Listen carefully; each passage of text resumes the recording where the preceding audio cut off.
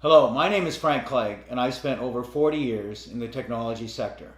My most recent position as a president of Microsoft Canada. In my career, I've seen the tremendous benefit that technology can provide.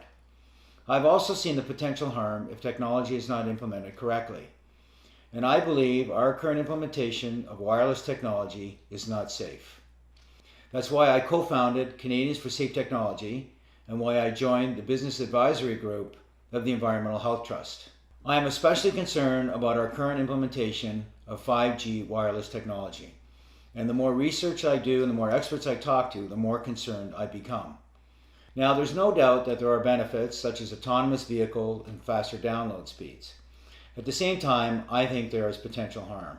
I think it's important that we understand that 5G is not just an incremental number on our cell phones. In fact, over 230 scientists and researchers from 41 countries around the world have formally written to the United Nations, their member nations, and the World Health Organization expressing their concern over the planned rollout of 5G technology, especially for vulnerable populations such as children, pregnant women, and the environmentally sensitive. They have been joined by state legislatures and federal regulators who have asked the FCC to provide evidence that there is no harm from the rollout of 5G technology. There is no doubt that the engineers and businesses and companies that roll out technology are well-meaning. However, their focus is on being first to market and getting new products into the market as efficiently and quickly as they can. I am not aware of any research or studies by my industry or related industry that deal at all with the health or safety effects of wireless technology. Here are some important facts about 5G. 5G technology has not been tested. I am not aware of a single study that shows that 5G technology is safe. 5G, as in all other wireless technology, gives off radio frequency radiation, which is absorbed in the human body and accumulates in the human body. One segment of 5G technology are millimeter waves. Millimeter waves are used by the US and Israeli government in their active denial systems, which are used for crowd control. And what they do is they provide a very painful reaction in the skin organs of the body. We have no idea what the impacts will be to human health if that kind of millimeter wave technology is used and we are exposed to it 24 hours a day, 7 days a week. There are significant proven health effects from wireless technology and wireless devices. These include insomnia, headaches, fatigue, heart palpitations, all caused by exposure to wireless devices and the radiation from them. More serious symptoms and conditions include heart arrhythmia, infertility, tinnitus, numbness or tingling in the extremities, diabetes, cancer, and permanent DNA damage. Mental health is also impacted, with increased anxiety, depression, rises in ADHD and autism, mood swings, and emotional instability. In fact, all of these health factors and conditions have risen exponentially over the last 30 years, and hundreds of studies that show proof of biological harm from wireless devices. Most recently, in 2018, the National Institute of Health's National Toxicology Program released the findings of a 14-year, $25 million study that showed clear evidence of harm in terms of cancer and permanent DNA damage.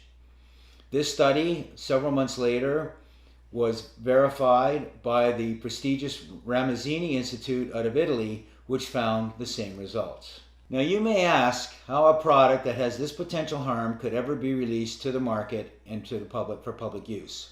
Well, the way the process works is the FCC regulates all wireless devices and products associated with them. Unfortunately, the FCC is made up of previous telecom executives, lawyers, and engineers. It does not have any scientists or doctors that you would expect to be involved with the regulation of potentially harmful products. In fact, the FCC guidelines are 20 years out of date without any major significant improvement. Countries such as China, Russia, Italy, and Switzerland have safety guidelines that are 100 times safer for their citizens. The FCC guidelines are based on small, short-term, infrequent exposure. They do not worry about the accumulated effects for multiple devices. They don't measure or monitor exposure 24 hours a day or 7 days a week, and they have no special consideration for children, pregnant women, or those who have shown environmentally sensitivities to wireless radiation. In addition to concerns about the guidelines, there is actually no oversight provided by the FCC, and in fact the telecommunications industry is self-policing. So what we are left with is almost a Wild West scenario where the regulations and the guidelines are significantly lacking and the industry is left to its own accord to roll this technology out to the marketplace. In addition to the concerns about the FCC guidelines themselves, the Federal Telecommunications Act of 1996 prohibits any telecommunication company to be sued on the basis of the safety or health of their products. So in other words, there is no liability to the telecommunications industry of any of the impacts of their products.